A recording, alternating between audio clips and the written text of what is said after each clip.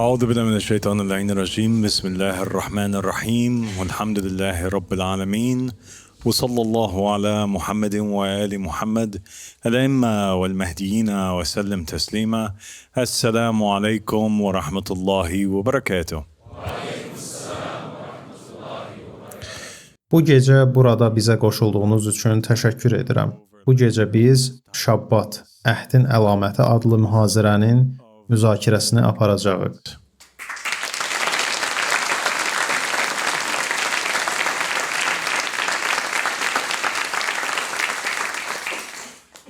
Biz əvvəllər hikmət sahibinin qayəsində, həmçinin bu kanal və mübarək dəvət üçün çəkdiyimiz bir çox bölümlərdə bu barədə danışmışdıq. Biz bildirmişdik ki, bundan əvvəl 6 əhd olub. Adəm, Nuh, İbrahim, Musa, İsa və Muhammed Peyğəmbərin əhdləri. 7-ci əhd isə Mehdinin əhdidir.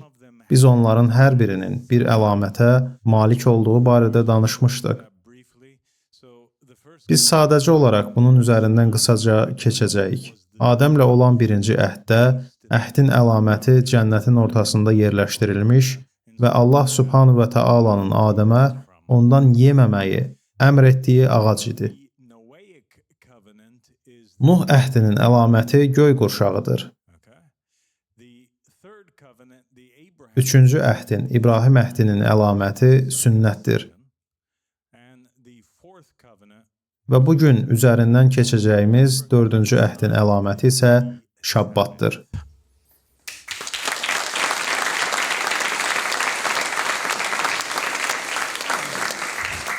Bu əlamətlər əslində əbədi əlamətlərdir və burada Bibliyada deyilir. Və Tanrı dedi, mənimlə sizin aranızda və sizinlə olan hər bir canlı varlıq arasında bağladığım əhdin, gələcək bütün nəsillər üçün olan əhdin əlaməti budur. Mən buludların arasına öz göy qurşağımı qoydum və mənimlə yer üzü arasındakı əhdin əlaməti olacaq. Beləliklə, Allah Nuhun dövründə Nuhla gələcək bütün nəsillər üçün olduğunu söylədiyi bir əhd bağlayır. Bu cümlədə bəşəriyyətin qalan hissəsi onu pozduqdan sonra belə Nuhun əhdinə sadiq qalmağa davam edəcək bir qrup insanın olacağına dair bir işarə var. Bibliyada həmçinin deyilir, mənimlə sizin aranızda və səndən sonraki nəsillərinlə olan tutmalı olduğunuz əhdim budur. Aranızdakı hər bir kişi sünnət olunacaq. Siz sünnət olunmalısınız və bu mənimlə sizin aranızdakı əhdin əlaməti olacaq. Yaradılış 17, 10, 11. Bu, onun İbrahimə təkcə onun üçün deyil, həm də bütün nəsilləri üçün söylədiyi sözlərdir və onun nəsilləri İshaq və İsmail vasitəsilə bu gün də mövcuddur. Bizim Şabbat ilə bağlı da bu əhdimiz var. Bibliyada deyilir, İsrail oğulları Şabbat gününü qoruyacaq. Onu gələcək nəsillər boyu əbədi bir əhd olaraq qeyd edəcəklər. O, Tanrı ilə İsrail oğulları arasında əbədi bir əlamət olacaqdır.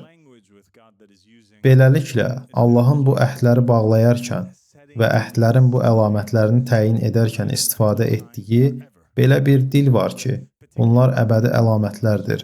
Bunun xüsusi bir əhəmiyyəti var. Bu davamlı olacaq bir şeydir. Bu bizim üçün önəmlidir. Çünki biz qaimə inanırıq. Biz İmam Mehdi Muhammed bin Həsən Əskəri əleyhissalama inanırıq. Və biz inanırıq ki, Muhammed və Ali Muhammed nəbilərin və elçilərin varisləridir. Şübhəsiz ki, əgər əbədi olacaq hər hansı bir şey varsa, biz onu onlarda tapmalıyıq.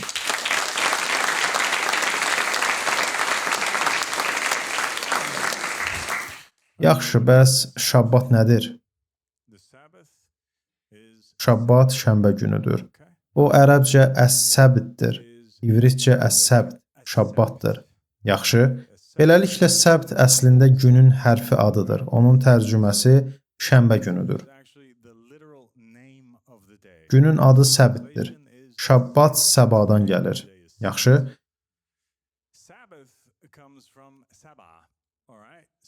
Səbt səbadan, yəni 7-cidən gəlir. Çünki o 7-ci gündür. Şabbata riayət etmək Musaya verilmiş ilkin 10 əmrdən biri idi. Və bunu vurğulamaq önəmlidir. Çünki Musanın gətirdiyi ən önəmli əmrlər o 10 əmrin içində idi. Ondan sonra gələn çox şey var idi. Amma bu 10 əmr onların tacıdır. Onların hamısının ən önəmlisidir və bu önəmlidir. Çünki o əslində əhdin əlamətidir. Yəni bu sadəcə sıradan bir əmr deyil. O bütöv əhdin əlaməti olaraq xüsusi seçilmişdir.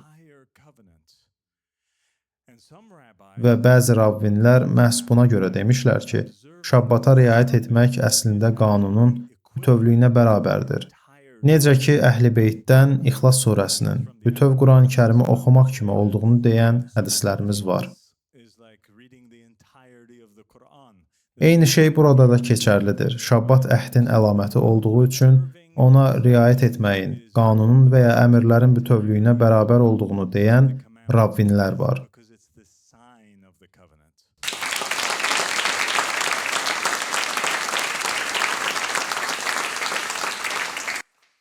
Şabbatın müqəddəsliyini pozmaq məsx kimi ağır cəzalara səbəb olan son dərəcə ciddi bir xətadır. Yəni bu insanların pozduğu, lakin Allahın qəzəbinin bütün İsrailin üzərinə tökülməsinə səbəb olmayan zina və ya tamahkarlıq, yaxud o və ya bu kimi digər əmrlərə bənzəmir.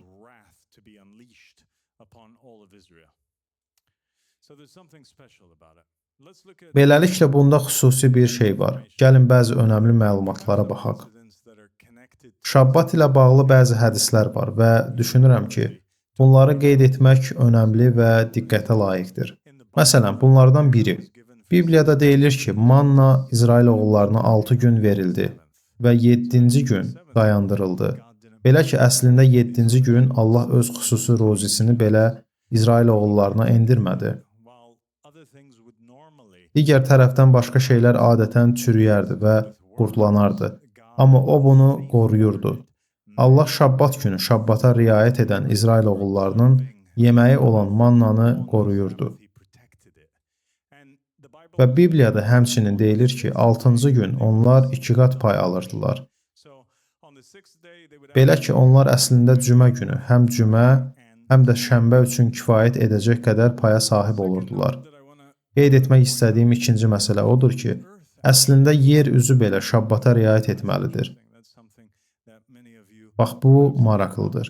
Bu bəlkə də çoxunuzun bilmədiyi bir şeydir, amma əslində Bibliyada deyilir ki, 6 il torpağını əkəcəksən və məhsulunu toplayacaqsan.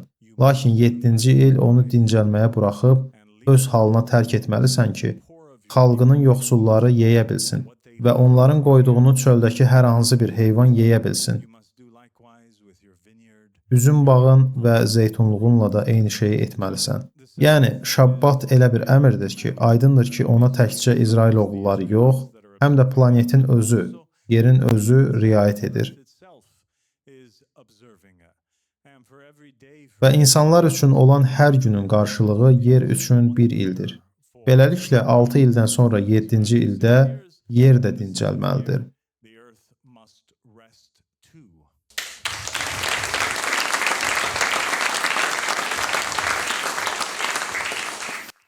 Şabbatı pozmağın ciddi bir xəta olduğunu dedik. Amma görün bu nə qədər ciddidir.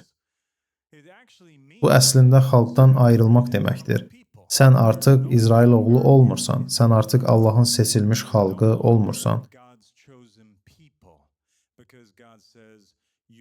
Çünki Allah deyir ki, şabbatı qorumalısınız. Çünki o sizin üçün müqəddəsdir. Onu murdarlayan hər kəs mütləq öldürülməlidir.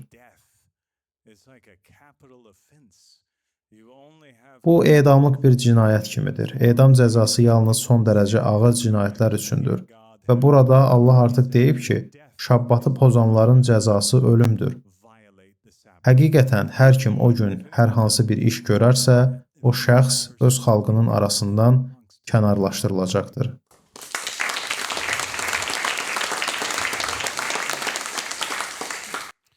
Bəs şabbata necə riayət edirsiniz? Bunun bəzi qaydaları var və bu barədə çox yazılıb, çox şey deyilib. Ravvinlər də bir çox təfsirlər vermiş və ictihad etmişlər. Əlavələr etmişlər və əsasən qədim mətnə əsaslanaraq müasir dövr üçün hökmlər və qaydalar çıxarmağa, düşünməyə çalışmışlar. Lakin əsl kitaba baxdıqda orada deyilir ki, Musa İsrail oğullarının bütün icmasını topladı və onlara dedi: "Bunlar Rəbbin sizə etməyinizi əmr etdiyi şeylərdir. 6 gün iş görülə bilər, amma 7-ci gün sizin üçün müqəddəs bir gün olmalıdır. Rəbbə tam istirahət, şabbatı, o gün iş görən hər kəs öldürüləcək. Şabbat günü evlərinizin heç birində od yandırmamalısınız." Beləliklə, Musa sadə dildə danışırdı. Odur ki, onun sözlərinin çox təfsirə ehtiyacı yoxdur. Onlar aydındır. O əsasən deyir ki, sən şabbata riayət etməlisən və o gün dincəlməlisən. Bu istirahət günüdür. İstirahət günündə işləməyə cəhd edən hər kəs öldürülməlidir. Hətta od da yandıra bilməzsən. Bu, nə qədər dincəlməli olduğunuzu və hər cür işdən nə qədər uzaq durmalı olduğunuzu göstərir.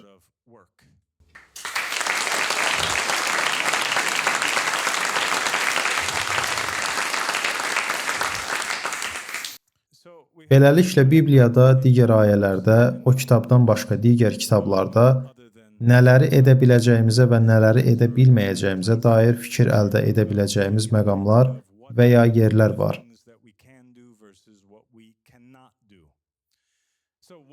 Biri odur ki, biz işdən dincəlməliyik. Musa bunu aydınlaşdırdı. Yaxşı. Amma 7-ci gün Allahın Rəbbə aid şabbatıdır. O gün sən heç bir iş görməyəcəksən. Onu müqəddəs tutmalı olduğunuzu dedilər. Şabbat gününü müqəddəs tutmaq üçün onu xatırla. Sən onu xatırlamalısan. İbadət üçün bir simvol. 7-ci gün istirahət şabbatıdır. Müqəddəs bir toplantıdır. Yəni, bu elə bir gündür ki, onlar əslində sinaqoqa gedir və ya yəhudilər bir araya toplaşır və ya öyrənirlər. Tövratı öyrənirlər, ona riayət edirlər. Digər bir əmr bu gündən zövq almaqdır. Orada deyilir: "Şabbatı bir zövq adlandır, onu şərəfləndir. O zaman Rəbdən zövq alacaqsan." Beləliklə, şabbatı şərəfləndirən hər kəs Allahı şərəfləndirir. Şabbatın gəlişinə sevinən hər kəs Allahın gəlişinə sevinir. Beləliklə, o bu günü özünə aid edib. Necə ki, Allah Subhanahu və Taala bu Allahın evidir dediyi zaman Kəbəni özünə aid etmişdi. Burada biz Allahın gününə sahibik.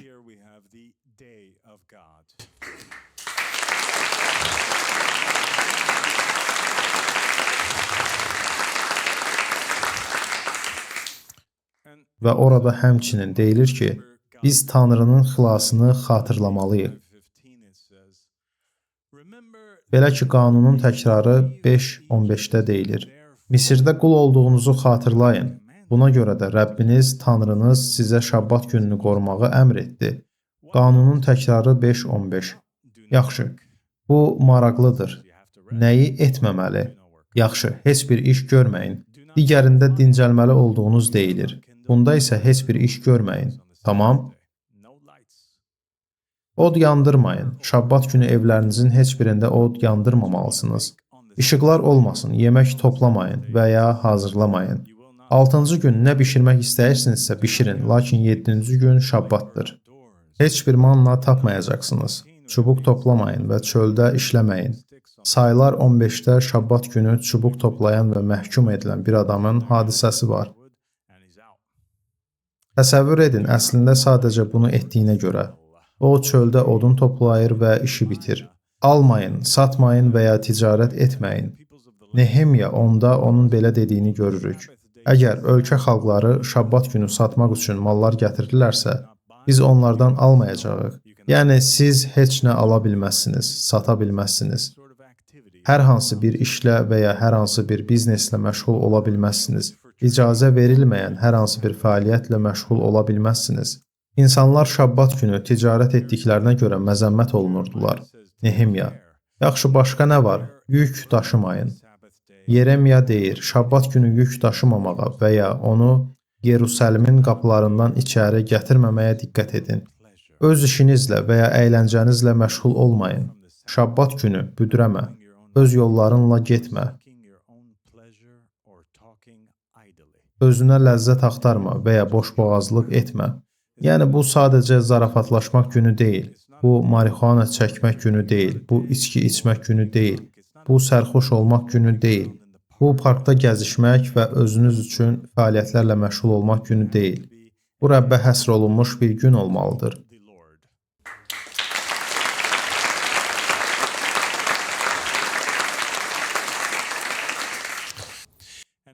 Və orada deyilir, qoy hər kəs öz evində qalsın və 7-ci gün heç yerə çıxmasın. Yəni cəmiyyətin toplanması istisna olmaqla hərəkət məhdudiyyəti var. Məsələn, siz əslində Allah xətrinə nəsə etməkdən başqa öz evinizi tərk etməməlisiniz. Bəs Şabbat niyə müqəddəsdir? Yaxşı. Zahiri səbəblər. Bu Allahın sünnəsidir. Bu aydındır. Yaradılış kitabında Allah Subhanahu və Taala 6 gün işləyir, sonra isə deyilir, 7-ci gün o dincəldi. Beləliklə onlar bunu Şabbatın müqəddəs olmalı olduğu mənasına yozurlar. Çünki bu Tanrının etdiklərinin bir təkrarıdır. O 6 gün işlədi və bir gün dincəldi. Biz də 6 gün işləməli və bir gün dincəlməliyik. Çünki bu Allahın sünnəsidir.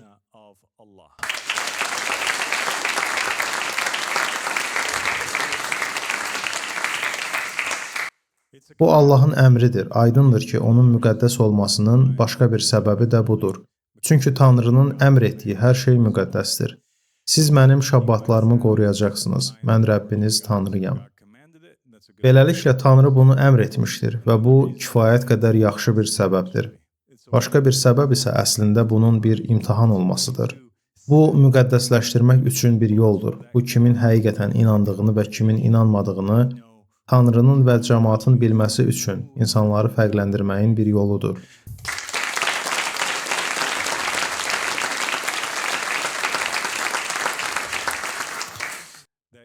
Sizi müqəddəs qılanın mən Rəbb olduğumu biləsiniz. Digər bir səbəb isə Tanrını şərəfləndirmək və ona ibadət etməkdir. Şabbatı bir zövq, Rəbbin müqəddəs və şərəfli günü adlandır. O zaman Rəbdən zövq alacaqsan. Beləliklə, Şabbatı müqəddəs hesab etməyimiz üçün zahiri səbəblər bunlardır. Lakin ezoterik, çıxarılan batini səbəblər də var. Onlardan biri odur ki, onlar qul olduqdan sonra indi azaddırlar və qulların istirahət günləri olmur. Xatırlayırsınız, o belə demişdi, xatırlayın ki, mən sizin Rəbbinizəm və sizi Misirdən çıxartdım. Misir torpağında qul olduğunuzu və Rəbbiniz Tanrınızın sizi oradan güc və qüdrətlə çıxardığını xatırlayın. Məhz buna görə Rəbbiniz, Tanrınız sizə Şabbat gününə riayət etməyi əmr etmişdir. İndi bu olduqca maraqlıdır. Çünki Tanrı deyir ki, insanları Misirdən çıxarmaq, onun onlara Şabbata riayət etməyi əmr etməsinin birbaşa səbəbidir.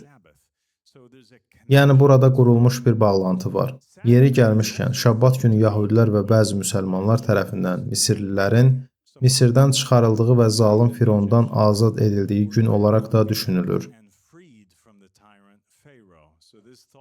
Beləliklə bu düşüncə bu ayədən irəli gəlir. İsrail oğulları o gün insanların ucalığından Tanrının ucalığına keçdilər. Onlar o gün Firon tərəfindən idarə olunmaqdan və ona tabe olmaqdan Musanın rəhbərliyinə və idarəsinə keçdilər.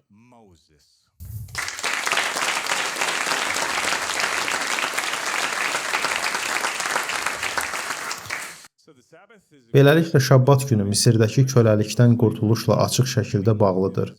Yəni o azadlığın həftəlik nümayişidir. Allahın hakimiyyəti altında İsrail oğullarına dincəlmək əmr edilmişdir.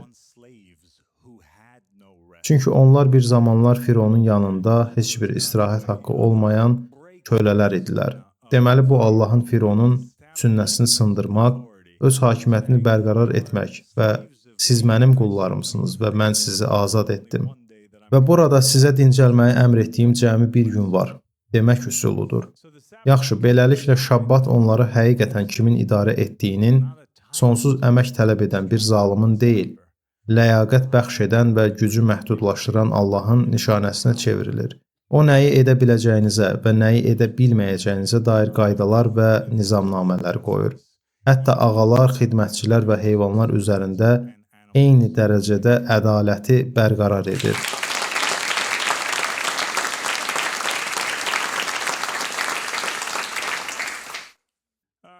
Yaxşı, günlər. Gəlin günlər haqqında danışaq. İmam Sadiq əleyhissalam bir rəvayətdə nə deyir? Hazırsınız? Gəlin hamımız bura diqqət kəsilək.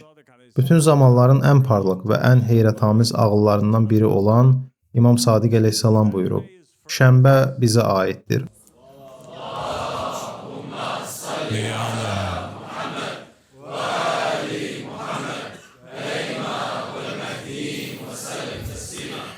O deyir: Şənbə bizə aiddir. Bazar günü bizim şiələrimizə aiddir.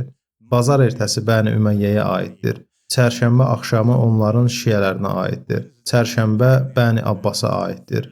Cümə axşamı onların şiələrinə aiddir. Və cümə bütün insanlara aiddir. Və o gün heç bir səyahət yoxdur. Allah Subhanahu və Taala şənbə gününə istinadən buyurur: Namaz bitdikdə yer üzünə dağılın və Allahın lütfündən ruzi axtarın.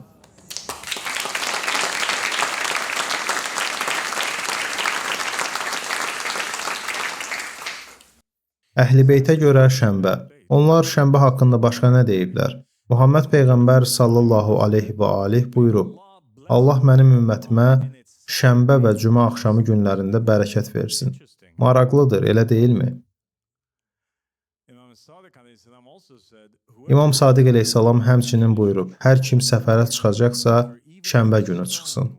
Çünki həmin gün dağdan bir daş belə yerindən qopsa, Allah onu öz yerinə qaytarar. Və aydındır ki, o şənbənin bərəkətli bir gün olduğunu deyir. O, qorunan bir gündür, o müqəddəs bir gündür. İmam Sadiq əleyhissalamdan namaz bitdikdə yer üzünə dağılın ayəsi haqqında soruşuldu. O buyurdu: Namaz cümə günüdür, dağılmaq isə şənbə günüdür. Allah Rəsulu sallallahu aleyhi və aleyh buyurub: Cümə ibadət günüdür, beləliklə o gün Allaha ibadət edin. Şənbə isə Ali Muhammədə aiddir, bazar günü onların ardıcıllarına aiddir. Bazar ertəsi Bəni Üməyyəyə aiddir. Çərşənbə axşamı onların ardıcıllarına aiddir. Çərşənbə Bəni Abbasa və onların qiyamına aiddir. Cümə axşamı bərəkətli bir gündür. Mənim ümmətimə onun erkən saatlarında bərəkət verilmişdir.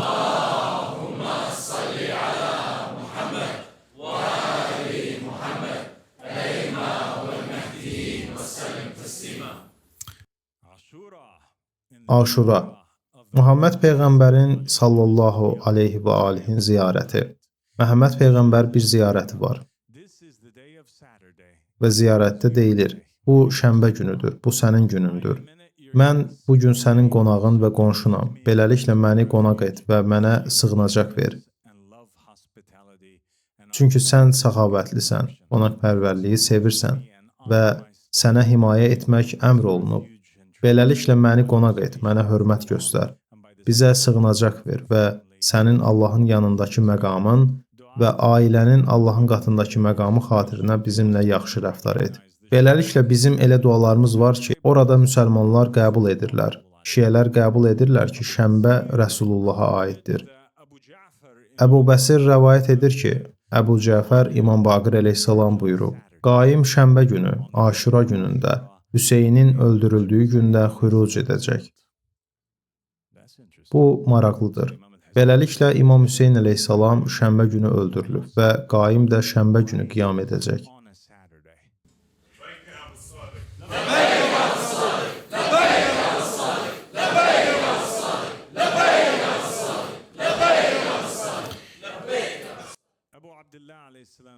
Əbu Əbdullah əleyhissalam buyurub: Qaim yalnız tək rəqəmli ildə zühur edəcək. 1, 3, 5, 7 və 9. O Aşura günündə qiyam edəcək. və Məhərrəm ayının 10-u şənbə günü rükun və məqam arasında dayanaraq qiyam edəcək. Onun qarşısında bir carçı dayanaraq beyət deyə car çəkəcək. Onun ənsarları, dəstəkçiləri ona beyət etmək üçün yer üzünün hər tərəfindən onun yanına gələcəklər. Onun vasitəsilə Allah yer üzünü zülm və tiranlıqla dolduğu kimi ədalətlə dolduracaq. Sonra o Məkkədən Kufəyə səfər edəcək, Nəcəfdə məskunlaşacaq və oradan bütün bölgələrə ordular göndərəcək. Beyyət Allahadır. İmam Baqir əleyhissalam buyurub, sanki qaimin Aşura günü, şənbə günü, rükün və məqam arasında dayandığını, önündə isə Cəbrailin belə nida etdiyini görürəm. Əl-beyyətü lillah, beyyət Allahadır. Sonra o yer üzünü zülm və əziyyətlə dolduğu kimi ədalətlə dolduracaq. Və Əmir əl-Möminin əleyhissalam dövründən bəri, o vaxtdan bəri məndən, İmam Əhməd əl-Həsəndən başqa heç kim üzərində beyyət Allahadır, əl-beyyətü lillah yazılmış bir bayrağı nə qaldırıb, nə də qaldırmağı düşünüb.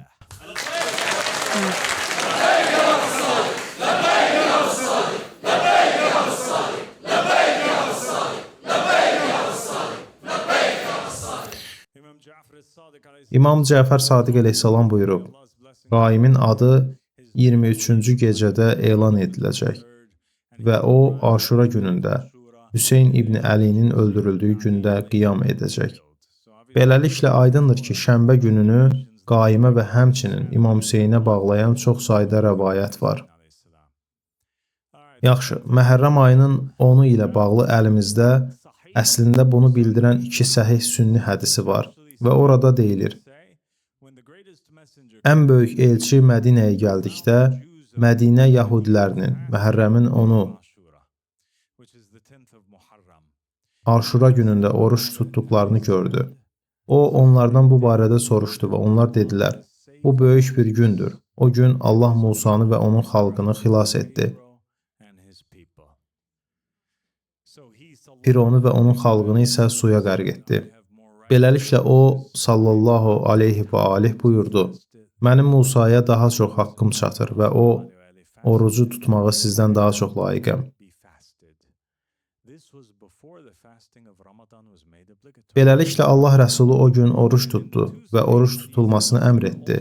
Bu, Ramazan orucunun fərz qılınmasından əvvəl idi. Və həmin 2 səhih hədisdə və başqa yerlərdə də həmçinin Ayşə və digərlərindən rəvayət edilir ki, Qureyş əslində İslamdan əvvəlki dövrdə Aşura günü oruç tutardı və Allah Rəsulu sallallahu aleyhi və aleyh də o gün oruç tutardı. O, Mədinəyə hicrət etdi və o gün oruç tutdu və oruç tutulmasını əmr etdi. Amma Ramazan orucu fərz edildikdə o buyurdu, istəyən onu şənbə günü orucunu tuta bilər və istəyən isə tərk edə bilər. Beləliklə bu əvvəlcə fərz idi, sonra isə sünnəyə və ya bir seçimə çevrildi. Yaxşı.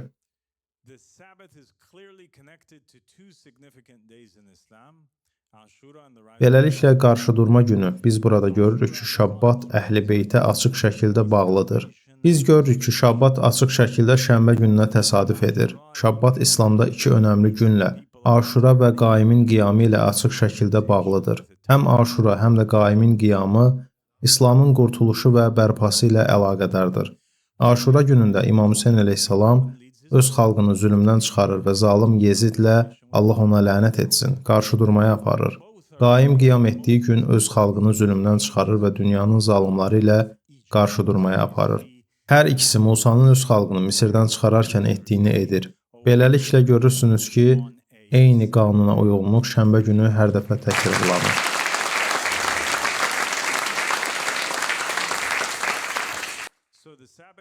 Beləliklə Şabbat açıq şəkildə Allahın günüdür. Allah Subhanahu və Taala hakimiyyətinin günüdür. Bu fərəc, yəni qurtuluş günüdür. Bu gün ilahi ədalət dövlətini, fərəci və ya qurtuluşu təmsil edir. Məhz buna görə şiələr Allahümmə əcil fərəc deyirlər.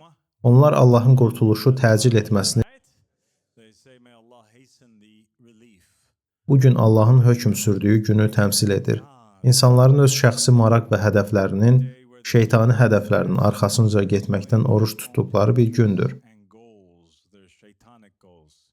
Yaxşı. İndi əslində bizim mərifətə aid bir hədisimiz var ki, çox nadir bir cəvahirət və ya incidir. Orada Əbul Heysəm Malik deyir: "Niyə şənbə günü Əs-Səbt adlanır?" O bunu İmam Baqir əleyhissalamdan soruşur. Niyə belədir? İmam Baqir əleyhissalam buyurdu: "Çünki Allah Subhanahu və Taala İsrail oğulları ilə bir əhd bağlamışdır. Necə ki, öz əzəmətli kitabında buyurur: Ey İsrail oğulları, sizə verdiyim nemətimi xatırlayın. Mənimlə olan əhdinizə vəfa edin ki, mən də sizinlə olan əhdimə vəfa edim və yalnız məndən qorxun." Mən dedim: "İsrail və onun övladlarının mənası nədir?" O buyurdu ki, əslində bunun 3 tərəfi var. Birinci tərəf odur ki, hicab, mim deməkdir. Bu, Muhammed üçün bir şifrədir, ilkin pərdədir və onun övladları isə möminlərdir. Beləliklə, İmam Baqir əleyhissalam deyir ki, əslində bunun başqa bir təfsiri var və onun səbt və ya şənbə adlanmasının başqa bir səbəbi var. Və səbəb İsrail və onun övladları ilə bağlıdır. İsrail Muhammed Peyğəmbərdir və əslində o, bunu dəfələrlə qeyd etdiyimiz bəzi hədislərdə buyurur. Və onun övladları da möminlərdir. İsrail oğulları pərdəyə inananlar, Muhammedə inananlardır. İkinci tərəf babdır, yəni qapı. Üçüncü tərəf isə onun qədim, əbədi olmasıdır. Onun zikri uca və əzəmətlidir.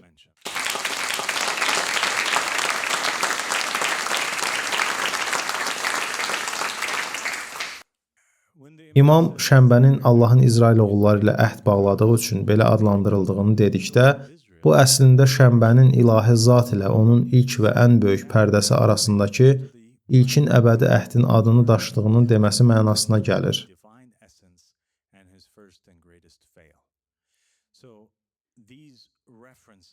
Beləliklə, bu isnadlar o ayə, şənbə gününün səbt adlanmasının onun İsrail oğulları ilə birlikdə müqəddəs bir gün edilməsinin bütün səbəbi, ilkin pərdə ilə imtahan olunan və pərdə ilə olan imtahanlarından uğurlu keçən hər kəs arasında çox uzun zaman əvvəl baş vermiş qədim bir hekayə ilə bağlıdır.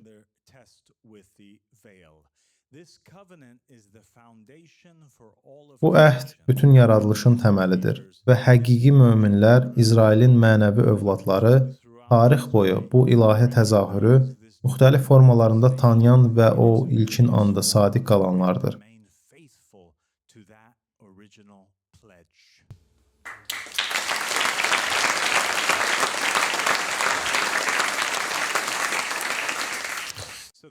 Beləliklə, başqa sözlə, Şabbat İsrail oğullarına verilmişdi. Çünki o, insanla Allahın pərdəsi arasındakı əhdi təmsil edirdi. Yəni, bu yuxarıda necədirsə, aşağıda da elədir kimi bir şeydir. Yuxarıda pərdə ilə ona inananlar arasında gedən belə bir imtahan var. Bu bir surətdə verilib. Yer üzündə bir surət verilib və o surət Şabbatdır. Bunun yansıması İsrail və onun övladları arasında baş verdi. Beləliklə, ilahi təzahürlər Şabbat İsrail oğullarına simvolik olaraq verildi. Çünki o, hər dövrdə həqiqi möminlərlə Allahın ilk pərdəsi arasındakı ilkin əhdi təmsil edir. Bu əhd, yaradılış iyerarxiyasını və bütün möminlərin keçməli olduğu mənəvi imtahanın şərtlərini müəyyən etdi. Allah öz xalqına hər dövrdə bir pərdə vasitəsilə görünəcək. İnsanlar onu tanımalı və onun rəhbərliyini dəstəkləməlidir. Yəni, İmam Baqir əleyhissalamın bu ayə barədə təfsiri belədir. O bunu deyir, bunun arxasında əsl mənanın olduğunu, Şabbatın niyə müqəddəs bir gün olaraq verildiyini və Muhammed Peyğəmbərin niyə şənbə bizim günümüz və mənim günüm olduğunu dediyini bildirir. Bu Rəsulullahın günüdür, çünki o pərdədir və İsrailin, eləcə də İsrail oğullarının bütün hekayəsi əvvəllər zərr aləmində baş verənlərin sadəcə bir təqlididir.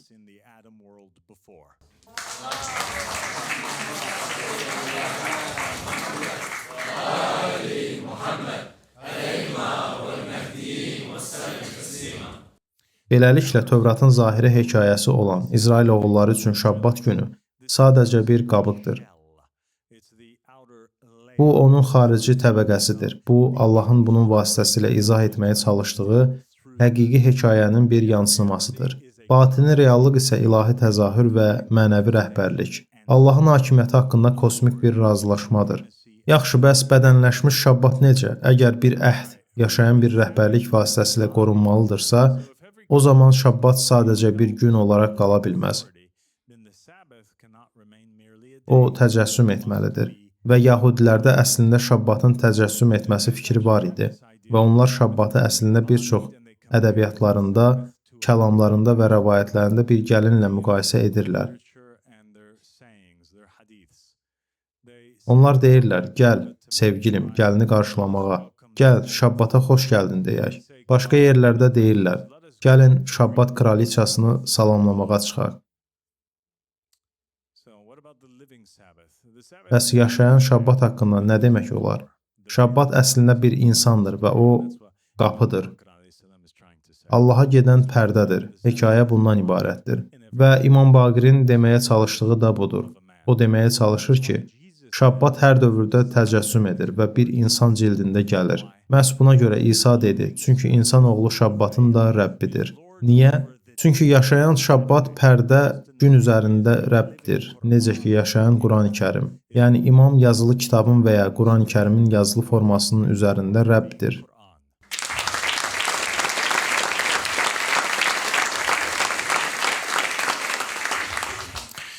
Biz bilirik ki, pərdə eyni zamanda qapıdır və məhz buna görə İsa deyir, qapı mənəm. Kim mənim vasitəmlə içəri girsə xilas olar. İsa başqa bir yerdə deyir, yol, həqiqət və həyat mənəm. Mənim vasitəm olmadan heç kim atanın yanına gələ bilməz. Və İsa bəyan etdi, həyat çörəyi mənəm. Mənim yanıma gələn heç vaxt acmaz və mənə iman gətirən heç vaxt susamaz. Nə qədər ki bu dünyadayam, dünyanın nuru mənəm. Beləliklə burada çörək, şam, şərab mövzuları var və şabbatın şamları hər dövrdə pərdəni və onun qapısını, hicabı və babı təmsil edir. Adətən şabbatı qeyd edərkən onlar 2 şam yandırırlar və İsa şabbat idi. Buna görə də o buyurub, nə qədər ki bu dünyadayam, dünyanın nuru mənəm. Beləliklə şabbat əslində möminlərin Allaha tabe olmaq və zalımı tərk etmək üçün Allahla bağladıkları əhd haqqındadır. İsrail oğulları şabbatın qaydalarını pozaraq həqiqi şabbatın qabığını sındırdılar və bununla da Allahın qəzəbinə düçar oldular. Beləliklə onlar şabbat günü işlədikləri hər dəfə bəlaya düçar olurdular. Lakin şabbat günü işləyərək onu pozmaları yalnız şabbatın qabığını sındırmaq idi. İsrail oğulları daha sonra pərdəni təqib etdikdə, pərdəni yaşayan şabbatı, Yahudilərin padşahı İsanı çarmıxa çəkdikdə, həqiqi şabbatı sındırdılar.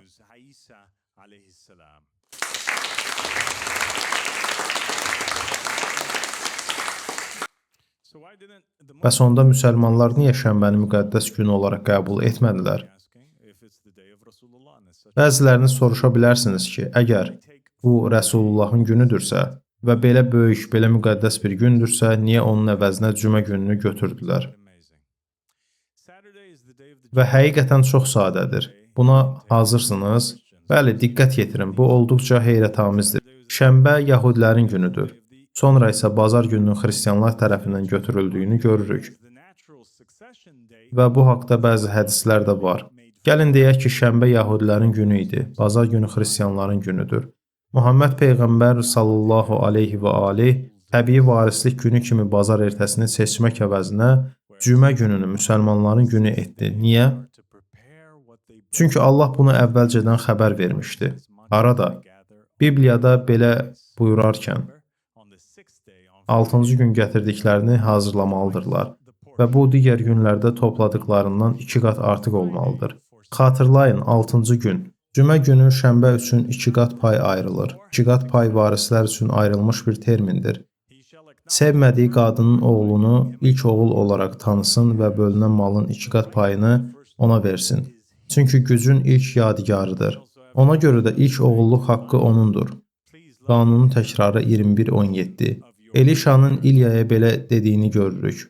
Lütfən icazə ver sənin ruhunun 2 qat payı mənə miras qalsın. Müsəlmanlar xristian və yəhudilərdən sonra 2 qat pay və ya varislik alan mirasçı ümmətdir.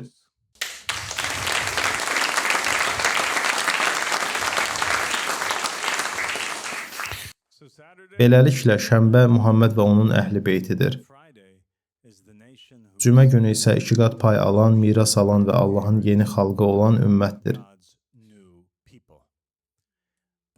Lakin müsəlmanlar Şabbatın bir insan olaraq təzahürünü pozduqda, onlara göndərilən imamları öldürüb tərk etdikdə Şabbatı sındırdılar və Allahın qəzəbinə düçar oldular.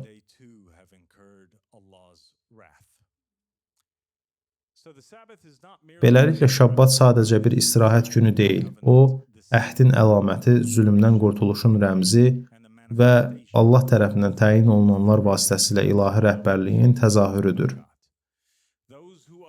Şabbatı qoruyanlar əhdi qoruyurlar. Onu pozanlar isə istər qanunu, istərsə də onu yaşayan təzahürünü, yəni yaşayan Şabbatı rədd edərək pozsunlar. Tarix boyu şahidi olduğumuz eyni inkar yoluna düşürlər. Yaxşı, bəs indiyə qədər İmam Mehdi əleyhissalamın ənsarının tabe olduğu fiqh və ya qanun nədir? Hazırsınız? Bəli. Şəhadət. La ilahə illallah. Musaya verilən ilk əmrə biz tabe oluruq. Məndən başqa tanrılarınız olmayacaq. Biz bunu təsdiq edirik və buna inanırıq. Bütlər düzəltməyəcək və onlara sitayiş etməyəcəksiniz. Bu, tağutdan bəri olmaqdır. Bu, əslində insanın özünü tağutlardan, zalimlardan bəri elan etməsidir. Və Əhl-i Beyt əleyhissalam buyurur ki, tağutdan bəraət əslində vilayətə imandan və ya onu qəbul etməkdən əvvəl gəlməlidir. Çünki tağuta və ya zalıma inandığınız halda heç bir vilayət qəbul olunmur. Və beləliklə Musaya verilən üçüncü şey bu idi. Rəbbinin adını boş yerə çəkməyəcəksən. Və biz Rəbbin adı dedikdə Əhl-i Beyti, nəbiləri və elçiləri, biz Allahın gözəl adlarıyıq, deyən imamları başa düşürük. Onlar buyurur ki, biz Allahın adlarıyıq. Beləliklə Rəbbin adını boş yerə çəkməmək əslində zamanın imamına itaət etmək və Allahın təşliyini elan etdikdən və özünüzü tağutun vilayətindən bəri elan etdikdən sonra Allah tərəfindən təyin edilmiş xəlifəyə səcdə etmək deməkdir. O zaman Rəbbin adını boş yerə çəkməyəcəksiniz. Siz onun adlarına, nəbilərə və elçilərə, höccətlərə ehtiram göstərəcəksiniz.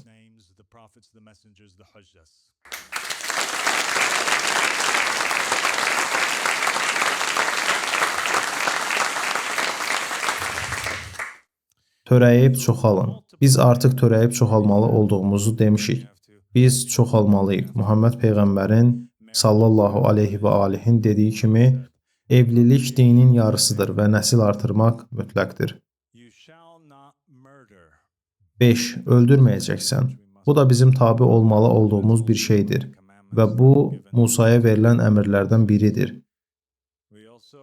Biz həmçinin ət yeyirik, lakin qandan çəkinirik və eyni zamanda sünnət olunmalı olduğumuza inanırıq. 8. İlahi ədalət dövləti üçün çalışmaq, ona hicrət etmək. Biz buna da inanırıq və biz İbrahimə eləcə də Musaya verilmiş bu əmri qoruyuruq.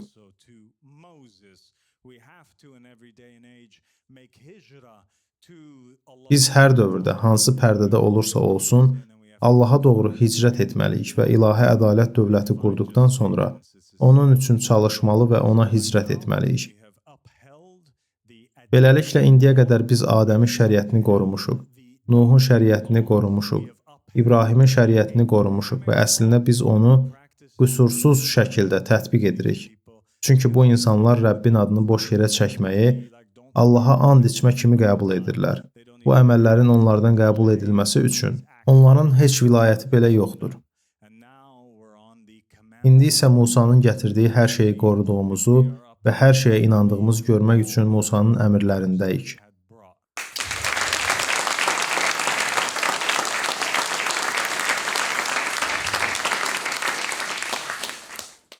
Və bu gün Şabbatın əsl mənasını və Şabbatın müqəddəsliyini anladıqdan sonra biz də Şabbat gününü xatırlayır və onu müqəddəs tuturuq. Əslində biz bu günü Allahın hakimiyyəti günü olaraq qəbul edərək Musanın sünnəsinin həqiqi mənasına can verən yeganə xalqıq. Bu heç vaxt bizi tərk etmədiyi üçün yenidən özümüzünkü olaraq geri aldığımız bir gündür.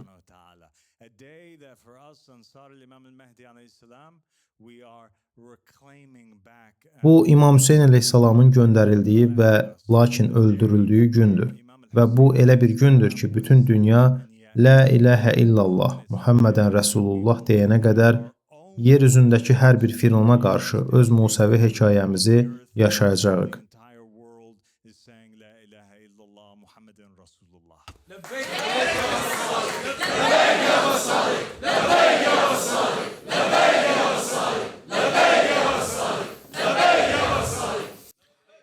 Beləliklə, bəli, biz əslində Şabbata riayət edəcəyik. Bu video yayımlandığı zaman biz Şabbata riayət etmiş olacağıq. İndi bunu görən hər kəs biləcək ki, bundan sonra Şabbata riayət etməlisiniz. Və bunun qəribə bir imtahan olduğunu və ya ağlasığmaz olduğunu düşünənlər İmam Əhməd əl-Həsən əleyhissalamın sözlərini xatırlamalıdırlar. Qoy sizə İmam Əhməd əl-Həsən əleyhissalamın sözlərini xatırladım. O nə deyib? O buyurub ki, 6 güşəli ulduz nəbilərin və elçilərin miraslarındandır ki, o qaimə həmçinin Muhammed İbn Həsən əl-Mehdiyə miras qalmışdır. O, onu simvolizə edir və müzəffər olanı və qələbə bəxş ediləni simvolizə edir. Hər kim bu ulduzu, Davudun ulduzunu, Süleymanın ulduzunu təhqir edər və ya lənətləyərsə, hər kim bu ulduzu lənətləyərsə, İmam Əhməd əl-Həsən əleyhissalam buyurur, 6 güşəli ulduzu lənətləyən kəs Səddamın Allah ona lənət etsin, İraq bayrağına yerləşdirdiyi Allahu Əkbər ifadəsini lənətləyən kimidir və o, nəbilərin miraslarını lənətləyənlər arasındadır. İmam Əhməd əl-Həsən əleyhissalam həmçinin buyurub, bu ulduz Mehdinin ulduzudur və Əhl-i Beytdən rəvayət edilmişdir ki, Haqq bayrağı peyda olduqda şərq və qərb əhli ona lənət oxuyacaq. Beləliklə diqqətli olun ey möminlər, çünki özünə bir yer tapmadıqda Allah Rəsulundan sallallahu aleyhi və aleyhdən rəvayət edildiyi kimi onu söyləyənə qayıdır və bu söz bu videonu izləyən bizim Şabbata riayət etdiyimizi eşidən və bizə qarşı lənət oxumağı düşünən hər kəsə aiddir. Biz onları xəbərdar edirik. Biz onları öz xatirlərinə, öz yaxşılıqları üçün xəbərdar edirik. Çünki bu müqəddəs günə qarşı olan o lənət geri qayıdıb, onların üzərinə düşəcək və onlar tamamilə məhv olacaqlar.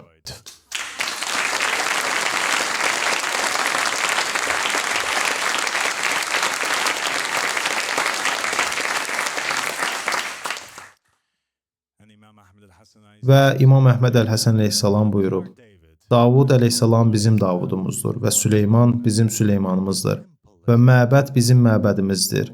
Buna diqqət etdinizmi? Buna heç diqqət etdinizmi? Əhməd əl-Həsən əleyhissalam bunu uzun illər əvvəl buyurub. Bu nə deməkdir?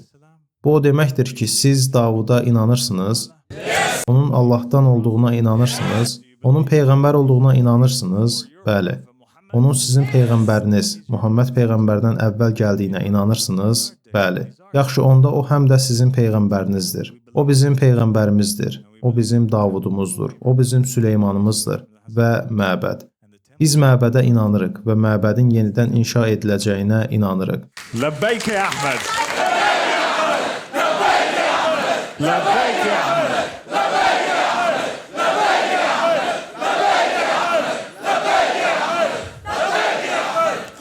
Aydındır ki, Əhməd əl-Həsən əleyhissalam bunu deyib və məbəd bizim məbədimizdir. O, Allahın məbədidir. Həqiqətən o buyurur. Həqiqətən İbrahimə ən yaxın olan insanlar onun ardınca gedənlər. Bu peyğəmbər və iman gətirənlərdir. Allah möminlərin dostudur. Və şübhəsiz ki, biz Allahdanıq və Allahın xəlifəsindən başqa heç kimdən heç nə qəbul etmirik. Esselamu aleykum və rəhmətullahi və bərəkətuhu.